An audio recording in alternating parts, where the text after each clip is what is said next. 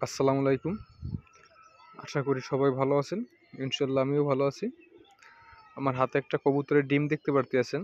অবশ্য ডিমে অনেক ময়লা আছে। তো আজকে পরীক্ষা করব আজকে আপনার ডিমটা ভালো আছে কিনা নষ্ট হয়ে গেছে। তবে আমার যতটুকু সন্দেহ হয় যে ডিমটা নষ্ট হয়ে গেছে, যার কারণে কবুতরও ঠিকমতো তা দিতে আসে না এবং ময়লাও লেগে আছে। তো আজকে আমি শর্টকাটে একটা পরীক্ষা করব যে ডিমটা আসলে কি ভালো আছে না নষ্ট হয়ে গেছে। তারপর আপনাদের প্রমাণ সহ দেখাবো। এই যে পানি আছে দেখতে পারতেছেন, এই পানিতে এখন ডিমটা দেব। যদি এই ভাসে তাইলে বুঝে নিতে হবে যে ডিমটা নষ্ট হয়ে গেছে।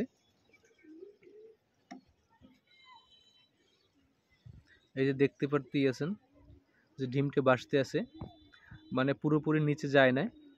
ঠিক আছে, এই তো এখন ডিমটা ফাটিয়ে আপনাদের সামনে প্রমাণ করে দেখাবো যে আসলে ডিমটা নষ্ট হয়ে গেছে কি না ভালো আছে।